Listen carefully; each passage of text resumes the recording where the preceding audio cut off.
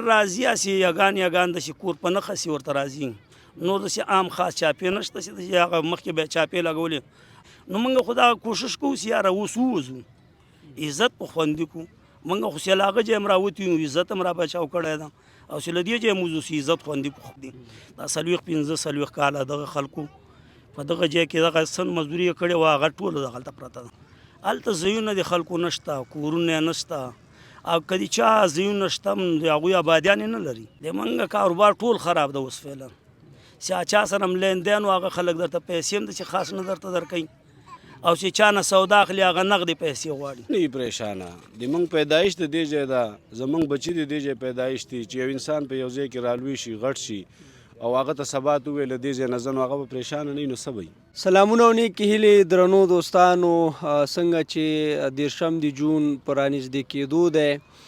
هغه خلک چې اسناد یې نه لرل یا ورسره ACC کارتونه وو اکثریت یې افغانستان ته لاړل یا دلته نورو ښارونو ته لاړل ډېر کم خلک دلته په اسلام آباد او راولپنډۍ کې ژوند کوي د دې سره اوس د PR کارت لرونکي خلک چې کم دي دا هم پریشانه دي اندېښنې لري دلته د دوی کورونه دي کار روزګار دی د بچیانو تعلیمونه دي یا نور دلته د دوی ملکیتونه کم جایدادونه دي نو دا خلک پریشانه دي وایي که چیرې دغه 13 جون سره حکومت پالیسي سختوي او موږ ته وایي چې له دې ځای څخه لاړ شئ نو زموږ آینده او زموږ سرنوشت به څه وي په دغه باره کې نن دلته بیا راغلي یو اسلام آباد کې دلته 26 نمبر دغه منطقه په دې نوم یادېږي دلته موږ سره افغانان دي موږ سره نادر خان ورور دی او روح الله ورور دی را سره ناست دي او له دوی سره غږیږو د دوی په مشکلاتو باندې نادر خان وروره ستړی مه شئ خیر شروع سلامونه نیکې هیلې دې ټولو لیدونکو ته وایو مننه خیر اوسې ښه دا راته ووایې اول چې موجوده وخت کې خلک دلته په کوم وضعیت کې دي څه رقم حالات دي د خلکو پریشانیانې والله چې وروره ډېرو سره په دې وجه پریشانه یو چې یاره دغه ټیم رانږدې کوونکی ده که دغه ټیم یې موږ ته لږ غځولی وی او موږ دغه کاروبارونه چې کوم یې ول دا هم راټول کړي وی نو که بیا موږ تللي وی بیا څه خبره نه وه ولې د دې باوجوده چې ټولو خلکو دا د منډۍ کاروبارونه شروع کړي دي په منډۍ کې کاروبار کوي د بله هیله نه لري بغیر له منډۍ نه منډۍ کې دغه هیله ده چې دغه منډۍ ته روان دي او دغه منډۍ کې دوی ډېرې شتمنۍ ورکړي دي دا 40-45 کاله دغه خلکو په دغه ځای کې دغه سن مزدوري یې کړې وه هغه ټوله دغلته پرته ده نو دغه راټولول خو یو وخت غواړي نو په داسې لنډ وختو کې خو نه راټولېږي زمونږ د افغانستان چې کوم مسؤلین دي یا چارواکي دي هغوی هم نن سبا افغانانو نه دا غوښتنه کوي چې راشي خپل وطن ته خپل هیواد آباد کوي دې باره کې ته څه وایې چې هلته افغانان کومو مشکلاتو سره مخ کېږي چې له دې ځای څخه هلته ځي یار هغلته خو اوس داسې افغانان دي له موږ دا ټول اوس دلته څه کسان موږ پراته یو هلته ځایونه د خلکو نشته کورونه یې نشته او که د چا ځایونه شته هم د هغوی آبادیان یې نه لري شی نه لري نو چې دوی دلته ټیم واخلي څه ناڅه خلک به لاړ شي ځایونه به جوړ کړي نو که دوی بیا لاړ شي نو په خپلو ځایو به واوړئ څه تکلیف به ورته نه یو افغانستان خو موږ دا هیله ده له هغو نه چې به دا کوم افغانان تللي دي دغو ته زر تر زره ځایونه ورته ورکړي نو دا اوس په کرایه ځایو کې پراته دي او یا په جونګړو کې پراته دي لکه دلته چې دا چنګړیانو دا نور خلک پراته دي داسې ځایو کې پراته دي ژوند کومه ده ژوند دغه ځای نو که ژوند دلته چېرته جوړ شي هلته جوړ شي نو موږ خو دا کوشش کوو چې یاره اوس ووځو عزت په خوندي کړو موږ خو چې له هغه ځای هم راوتي یو عزت هم را بچاو کړی ده او چې له دې ځای هم وځو چې عزت خوندي کړو خپل که چیرې حکومت وایي چې 13 جون نه بعد PR والا د افغانستان ته لاړ شي د دې لپاره تاسو خپل آمادګي نیولې ده نو آمادګي خو به ونیسو نیولې به مې دغسې ډېرو خلکو را نیولې هم ده خو داسې ده چې د موږ دغه د کاروبار مسله کومه یوسې پرته ده دغې کوشش کوو چې یاره دغه راټوله شي خو دا زښته ډېره ده چې د اوس د شخصي خپله به درته نه وایو داسې خلک یې دي چې هلته اړتونه لري د اړت کاروبارونه یې دي د هغو خلکو پیسې نه راغونډېږي تر دې ټیمه پورې خلکو سره لیندین لري چا ته ورکړه ده چا نه اخیستل دي نو که زیل د خلکو دین به ځان سره وړي او کمرې خو د دې جواب خو به ته ځان ته ورکوي نو داسې خو ته نشې کولی چې د ټول فیمل دې ورکوي ځان ته به جواب ورکوي مشکله خبره دا ده چې وروره دغه لیند او دین ختم شي نور هېڅ کومه خبره دې کې نشته. مخکې حالاتو سره چې تاسو منډۍ ته تلئ کار روزګار ته تللی او اوس چې کوم حالات دي دې کې څه سختي راغلې ده تاسو کاروبار باندې څه اثر کړی د منګه کاروبار ټول خراب ده اوس فعلا چې چا سره هم لین دین و هغه خلک درته پیسې هم داسې خاص نه درته درکوي او چې چا نه سودا اخلي هغه نغدې پیسې غواړي که چې دې ورته وویلې هغه درته وایي وروره په تا باور نشته سبا لاړ شم څه پته دې نه لګېږي نو پیسې اوس داسې لین دین شروع شو چې چا سره دې پیسې دي هغه که ورسې لږ دې پرېږدي نو 10,000 روپۍ درته درکوي په ټیم یې څوک پیسې نه ورته ورکوي هغو ته معلومه ده روز چې د افغانانو 30 جون ده 30 جونه پورې ټیم د 30 جونه پورې وغولوه ذاتي به دوی خپله هم ځي نو د دغې له وجې نه که دغه ټیم لږ وکسي دلته په کلي کې خو د پولیسو لخوا څخه نه ځورول کېږي د تلاشۍ یا د اسنادو د کتو لپاره کله پولیس دلته راغلي دي یار راځي هسې یګان داسې کور په نښه سي ورته راځي نو داسې عام خاص چاپې نشته چې داسې هغه مخکې به یې چاپې لګولې رابغلې ډالې به راغلې ګرځېدلې به خلک به یې په عذابول ډېر اوس هغه شی پکې نشته اوس هغه کار پکې بند نه د افغانستان له حکومت څخه د پاکستان له حکومت او نړیوالو څخه څه غوښتنه لري په دغه سختو حالاتو د کې افغانستان له حکومته دې موږ دغه هیله ده چې دغه افغانانو په سر باندې له دغه خلکو سره کینی او دغه څه غم دې موږ وکړي چې ولې موږ خو دغه رقم حالات ته راغلي یو دغه 40-45 کاله چې دغه څه ګټلي دی د خلکو دا ټولې بندې دي ټولې پساو دي که دغه کې څه ناڅه ورسره ټیم ته نه واخلي یو شی ته نه وکړي نو کېدای شي امکان لري چې دوی ورته یو غاړه ونیسي نو دوی دواړو حکومتونه دا غوښتنه موږ لرو چې یاره دغه د موږ څه حل راوباسي چې ولې موږ هم د 40-45 کلو دغه شتمنۍ وې دغه ټولې رانتلې دي او چې بیرته ځو نو خالي به دغه پوستکی به بیوسو نور شی خو نسته خپلو کرایو ته ورسره حیران یو کرایې نن سبا دغه ریټونه دي خالي د یو گاډي پوښتنه وکړه 3.5 لکه د ټیلر پوښتنه وکړه 6 لکه روپۍ نو اوس خلک دغې ته ولاړ دي چې خدای پاکه اوس که د کابل ټیلر را شروع سي یو شی را کولاو سي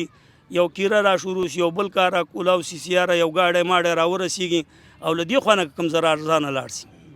اوس خلک یو کور او 2 کوره خو چېرته گاډی نه سي نیولی دغه پیسو ته هم خلک حیرانه دي ډېره مننه حاجي صاحب دوستانو راځو روح الله ورور ته چې موږ سره دلته یو ځوان دی او دا طبیعي خبره ده چې دی به د باندې ځي کار روزګار لپاره او دغه چې کوم ذهني پریشانی جوړه ده په دې حالاتو کې چې افغانان باسي افغانان نه پرېږدي او دا د اسنادو قتل زورول په دې باره کې له ده سره غږیږو چې دی څه تجربې لري روح الله وروره ستړی مه شي خیر اوسې ته ستړی اوسې مننه خیر اوسې ښه دا راته ووایه څه کاروبار کې خپله کاروبار خو موږ په منډۍ کې کوو مزدوري دلته خټکو کې کار کوو په مزدورۍ باندې لګیا یو دیاړي کوو زمونږ دغه کار ده دا منډۍ کې خو هلته تاڼه هم نږدې ده سبزي منډۍ تاڼه هلته د پولیسو لخوا څخه تاسو ته څه وایي نه چې یا کارت لرئ نه لرئ مني نه مني یاره د کارت پښتنه خو موږ نه اوسه پورې چا نه ده کړې او چې راځو په دې لاره باندې که دا ناکه ده که دا تاڼه ده تر اوسه پورې موږ ته خو چا نه دي ویلي چې یاره څه کوئ څه نه کوئ صرف چې دې خوا نه ځو موږ په دې لاره باندې دا کله دا پیربدۍ ورته وایي په دې ځای کې کله ولاړي یا له دې کشمیر هایوې باندې کله ولاړي نه کله تپوس کوي راکته کې کارډ ماډو ګوري بس بیا وایي ځئ د دې نه علاوه داسې ستونزې سره خو نه یو مخامخ او څونه وخت کېږي چې سبزي منډۍ کې کار کوې زه خو په خپل ځاني 15-14 کاله خو کېږي چې زه کار کوم په سبزي منډۍ کې 15-14 کاله کېږي یعنې ډېر عمر دی په دې منډۍ کې تیر شو اوس چې دغه د 10 جون نیټه را نږدې کېدو کې ده دې ته پریشانه نه یې چې دلته دا ستا کار روزګار دا خرابېږي او داسې یو سخت حالات سره مخ کېږي ولې نه یې پریشانه د موږ پیدایش د دې ځای ده زموږ بچي د دې ځای پیدایش دي چې یو انسان په یو ځای کې رالوی شي غټ شي او هغه ته سبا ته وویل دې ځای نه ځه نو هغه به پریشانه نه وي نو څه به وي پریشانۍ سره خو مخامخ یې ولې نه وي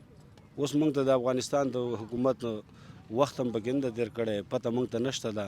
چې څه حالات ده څه نه ده څوک چې زموږ خپل خپلوان تلي هغه هر یو بیچاره چې راشي سر ټکوي چې یاره نم کار شته نم روزګار شته ټلیفونو کې وایي چې څومره سخته یال د وخت تېروئ دې خوا ته مه راځئ نو اوس والله علم چې هغوی رښتیا وایي او دروغ وایي که موږ ته داسې دغه کوي په دې موږ نه پوهېږو او زمونږ دا هیله ده د خپل حکومت نه طالبان ته موږ دا وایي چې یاره خیر ده برای مهرباني زمونږ د افغانیانو سره دا دغه وکړي یاره مرسته وکړي چې یو زمینه د کار مارو ته برابره کړي او دغه ورته برابره کړي چې دا ټول خپل افغانیان په خپله خوښه باندې راشي او چې کار نه وي روزګار نه وي یو سړی هم نه راځي که څومره هم دلته مشکلات سره مخامخ نه راځي سخته او په ځان تېروي خو راځي نه چې یو کار او لار ورته وباسي نو انشاءالله هر سړی ځي دی د خوشحاله چې خپل وطن ته واپس لاړ شي. داسې کوم څوک پیژنې چې دې ځای نه تللي کډې وړي وطن ته وایي زه نور خپل وطن ته خو چې هلته تلي وخت یې تېر کړی او وایي چې یار هلته یا کار روزګار نشته یا نور مشکلات دي او هغوی بیرته پاکستان ته راغلي داسې ډېر تلي دي بیرته راغلي دي نه چې مخکې کوم ټیم یې ورکړی او په هغې کې دنیا خلک لاړل واپس راغله کار روزګار نشته هېڅ نشته دلته هر څه خراب کړل بس هماغه کرایهګانې وې چا نه قرض که دلته راورسېدل و دغلته پراته دي یو مړی رزق الله ورته رسوي او هلته کار مار سره بیخي سخته د هغوی وایي چې کار مار نه کېږي بس په تیاره به ناست او په تیاره خو څه راضي هم نه د پاکستاني چارواکو څخه څه غوښتنه لري؟ د پاکستاني چارواکو سره زموږ دغه غوښتنه ده چې یاره دا 40-50 کال هم ښه په عزت د سره تېر کړي الحمدلله ښه په عزت هم وخت سره تېر کړی ده موږ ته هم څه مسله نشته خو حیران پاتې چې څنګه د حکومت موږ پسې راخیستی چې له دې ځای نه ځئ موږ خو څه مشکلات هم نه ده رسولی حکومت ته که نه خو دغه حکومت د تپوس دې وکړي چې یاره چا مشکلات کړی چا دغه کړی تپوس دې وکړي. ډیره مننه درنو دوستانو دا ټول افغانان چې دلته موږ سره ناست دي تقریبا اکثریت د دیو په پاکستان کې پیدا شوي دي لوی شوي دي دلته او د غربت له وجې نه دوی هغه خپل تعلیمونه هم نه دي کړي په همدغه خپله غریبۍ کې اخته دي دلته څوک دکانداري کوي څوک د میوې کاروبار کوي یو قسم ته هغه خپل شخصي کاروبار کوي لګیا دي او دا خلک اوس دې ته ډېر زیات پریشانه دي دوی وایي که چیرې موږ افغانستان ته مجبوریږو لاړ شو هلته نو زموږ به هلته آینده سرنوشت څه وي د اوسېدو ځای زموږ نشته دی هلته سرپناه نه لرو هلته که څوک خپلې شخصي ځمکې لري پخوانۍ چېرته اغېښتې دي د هغې د جوړولو اجازه نه ورکول کېږي کارونه هلته بند دي تر امر ثانیې پورې